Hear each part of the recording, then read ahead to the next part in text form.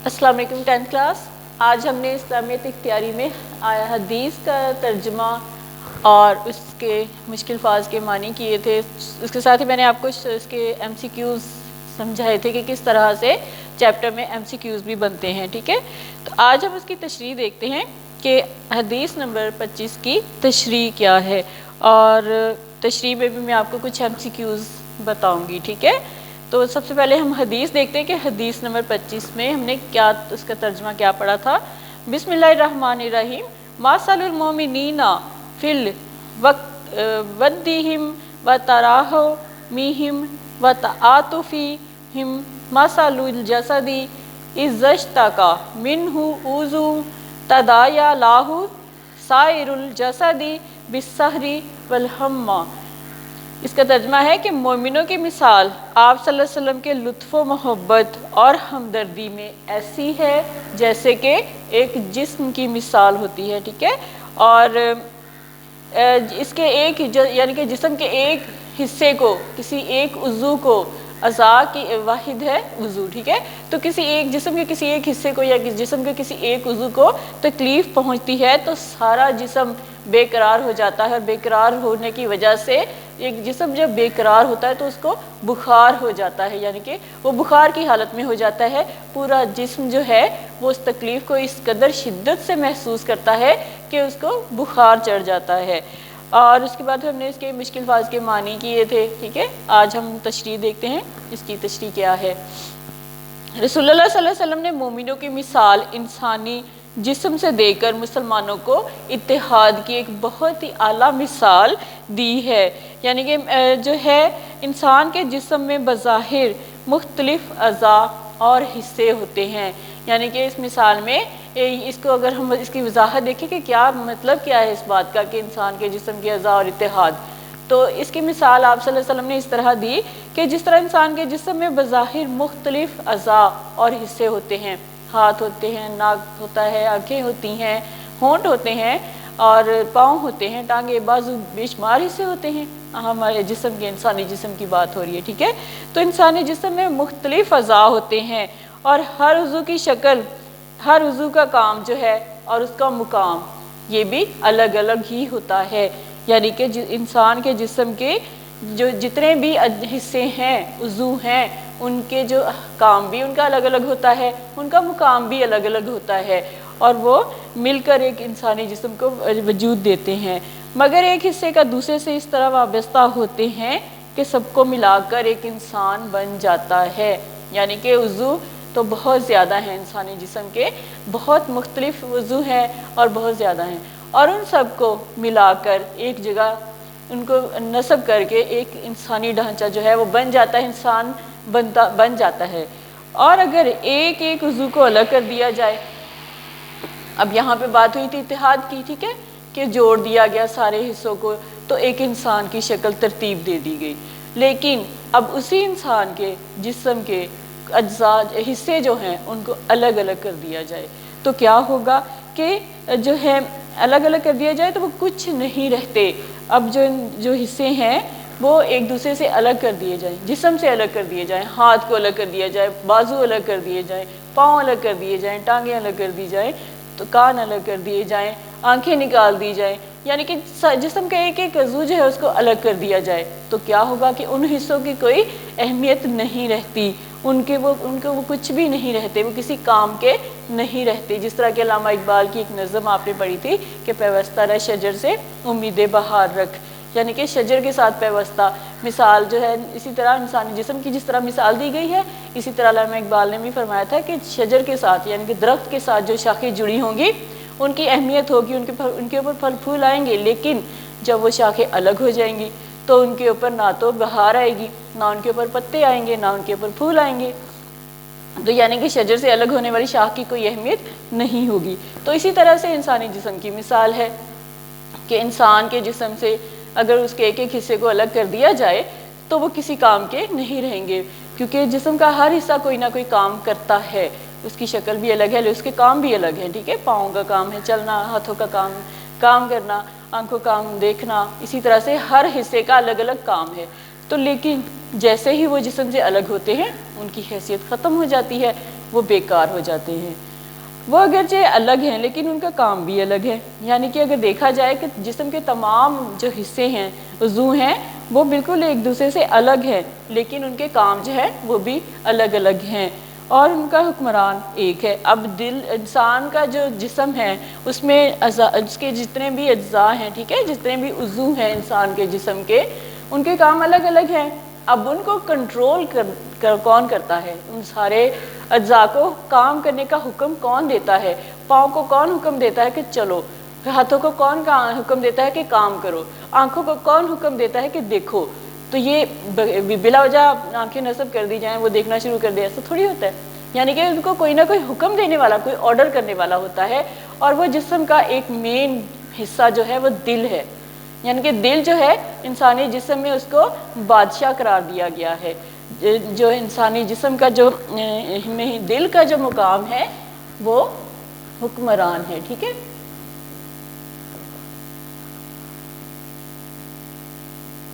دل جو ہے حکمرانی کا کام کرتا ہے، پورے اعضاء پہ اس کی حکمرانی ہوتی ہے، وہ حکم دیتا ہے تو ہی تمام اجزاء کام کرتے ہیں، جسم کے تمام عضو جو ہیں وہ کام کرتے ہیں۔ اسی کے حکم سے آنکھ دیکھتی ہے۔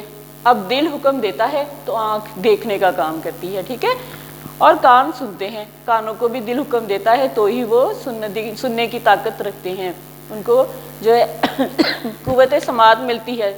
دل حکم دیتا ہے تو کانوں کو قوت سماعت ملتی ہے، آنکھوں کو حکم دیتا ہے تو اس کو جو ہے قوت سماعت، قوت بصارت یعنی کہ دیکھنے کی قوت ملتی ہے۔ تو اسی طرح سے دل جب حکم دیتا ہے زبان کو تو زبان بولتی ہے، قوت گویائی اس کو ملتی ہے، ٹھیک ہے۔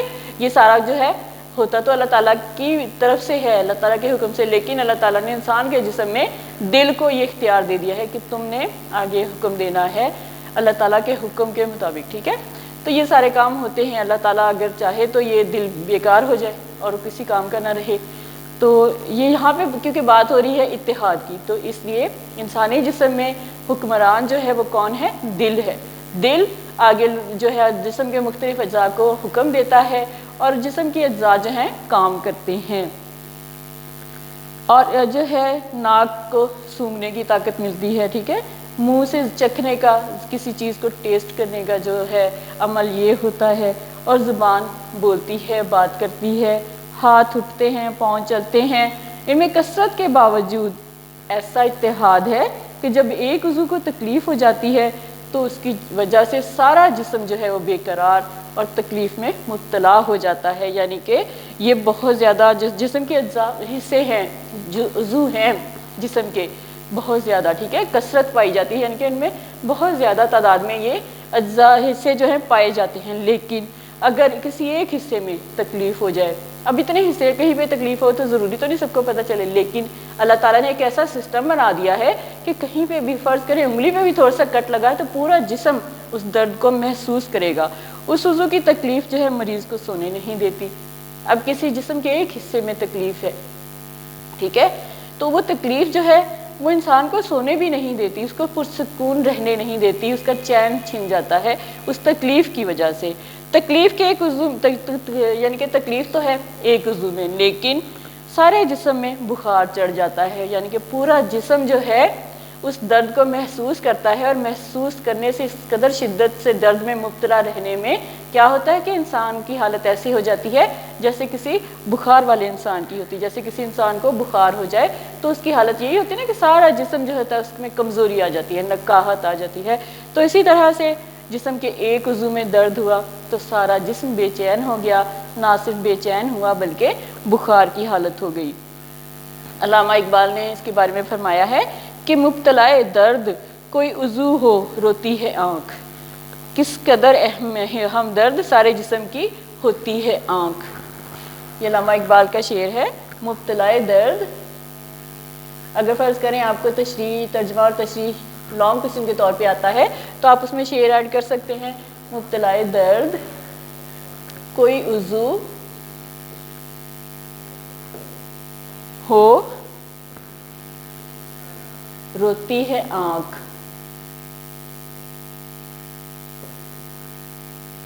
کس قدر हमदर्द सारे जिस्म की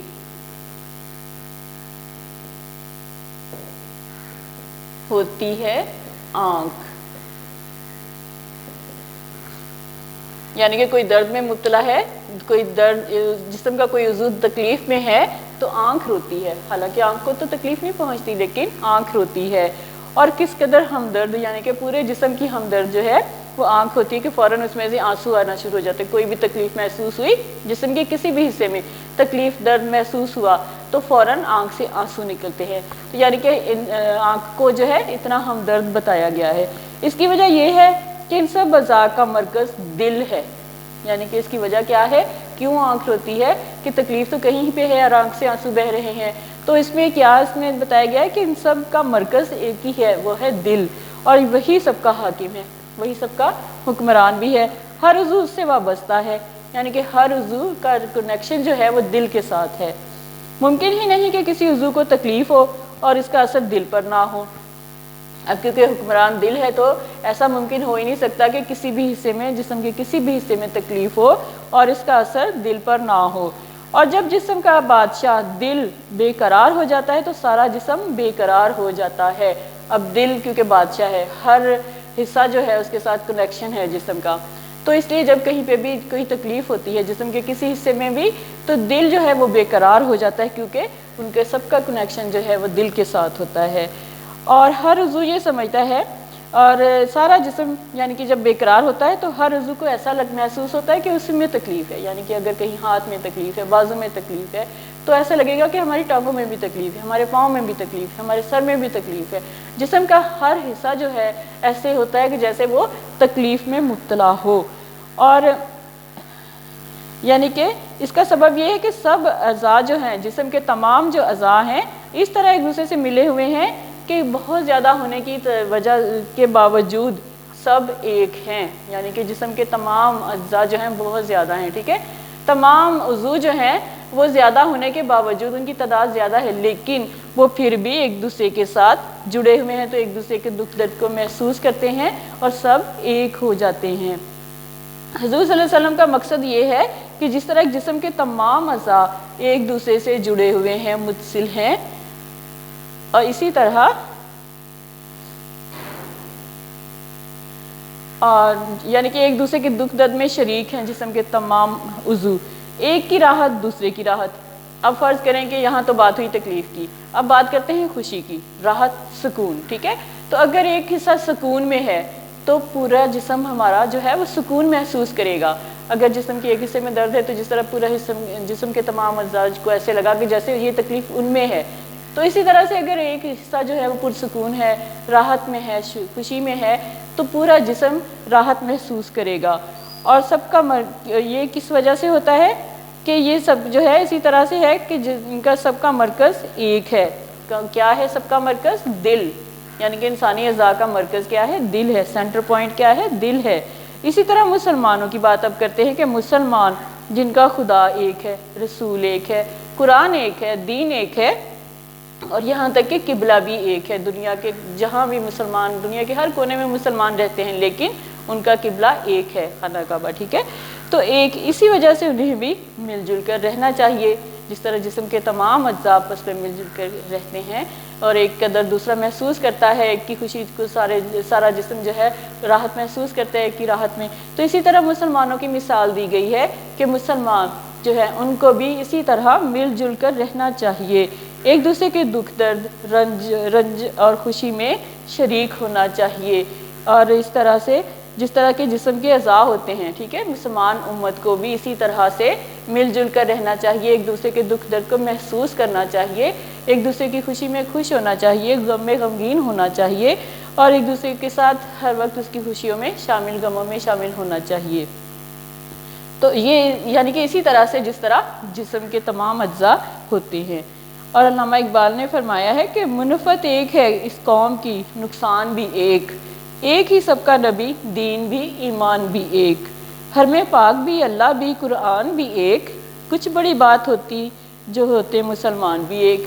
अब अल्लाह यानी कि अल्लामा इकबाल ने क्या कहा कि जिस तरह हमारी कौम एक है, हमारा नुकसान एक है, ہمارا نبی ایک ہے، ہمارا دین ایک ہے، تو کیا یہ کتنی اچھی بات ہوتی کہ تمام مسلمان جو ہیں دنیا کے ہر کونے میں رہنے والے مسلمان ایک ہوتے، ان کے اندر اتحاد ہوتا، ان کے اندر اگر اتفاق ہوتا، اتحاد ہوتا، متحد ہو کر رہتے تو یہ بہت ہی بڑی بات تھی۔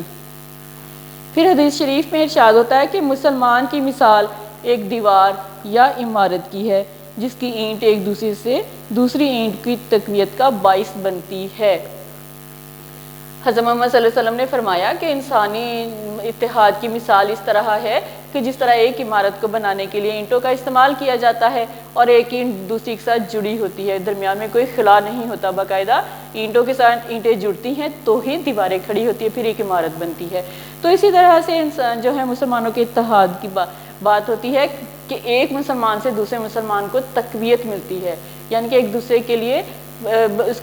کے لیے خوشی کا باعث بنے، نہ کہ تکلیف کا باعث بنے۔ ارشاد خداوندی ہے کہ انما المؤمنون اخوۃ، بے شک مومن بھائی بھائی ہیں۔ اللہ تعالیٰ نے فرمایا کہ بے شک تمام مومن، ٹھیک ہے، مومنوں کی بات ہو رہی ہے کہ تمام مومن جو ہیں وہ آپس میں بھائی بھائی ہیں، یعنی کہ بھائی چارے کا رشتہ قائم کر دیا گیا تمام مسلمان قوم کے درمیان۔ اب ہم بیٹا دیکھتے ہیں کہ اس کے جو MCQs کس طرح سے اس میں بن سکتے ہیں، تو آپ تھوڑا سا اپنی نوٹ بک پر ساتھ ساتھ نوٹ کرتے جائیے گا۔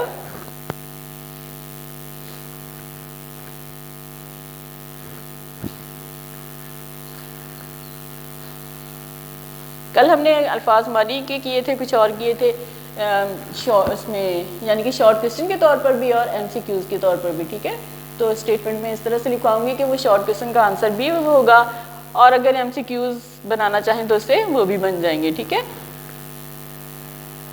نمبر 1 ہے حضرت صلی اللہ علیہ وسلم نے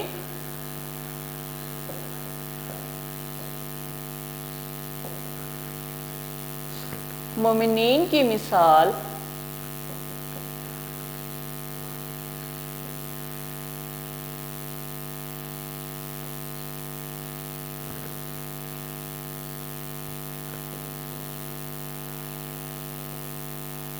اب یہاں پہ اس طرح ڈیش کی صورت میں بھی کر لیتے کہ سے دے کر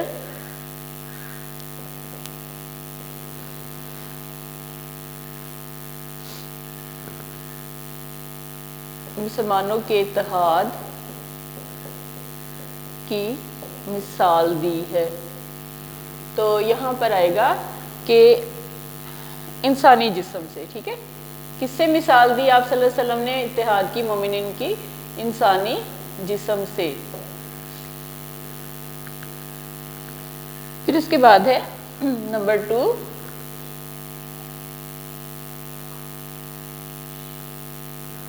جسم کے ایک ایک عضو کو الگ کر لیا جائے۔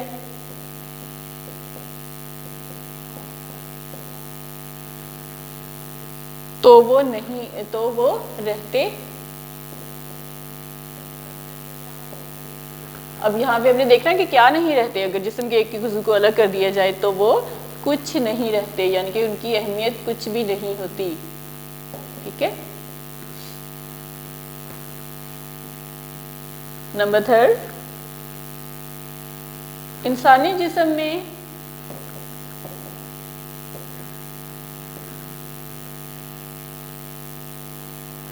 انسانی جسم کے اعضاء میں کثرت کے باوجود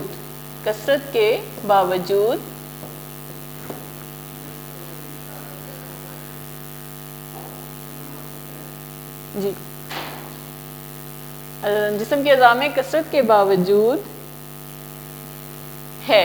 اب کیا ہے؟ یعنی کہ انسان کے جسم میں بہت زیادہ اعضاء ہیں اور ان کی بہت زیادہ کثرت پائی جاتی ہے، اب ان کے باوجود کیا ہے کہ ان میں کیا ہے؟ اتحاد، جسم کے تمام اعضاء میں اتحاد ہے۔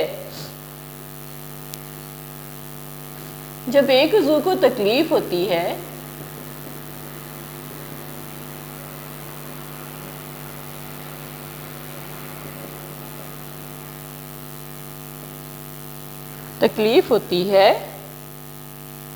تو اس کی وجہ سے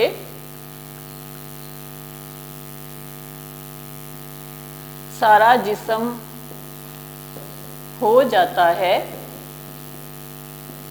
क्या हो जाता है? यहाँ पे आ जाएगा बेकरार, यानी कि जिस्म के एक हिस्से में तकलीफ हुई तो सारा जिस्म बेकरार हो जाता है।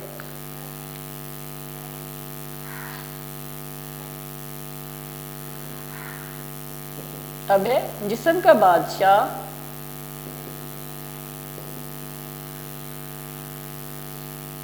डैश बेकरार हो जाए, बेकरार हो जाता है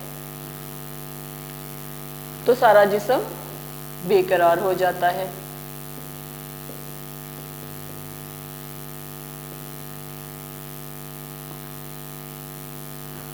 अब जिस्म का बादशाह क्या है? दिल, यानी कि दिल अगर बेकरार हो जाता है तो सारा जिस्म बेकरार हो जाता है।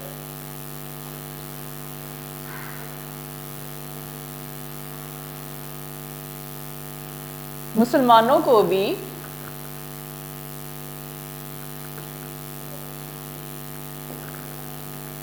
एक दूसरे के दुख दर्द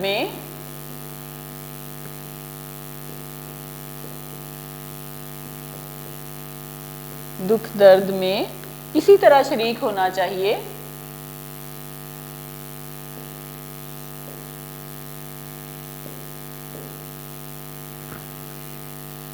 जिस तरह होते हैं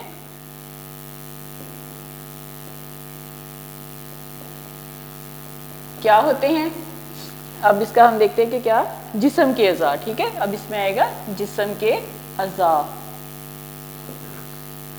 तो ये बेटा कुछ मेन पॉइंट्स थे जो कि आपकी तशरीह में, ठीक है।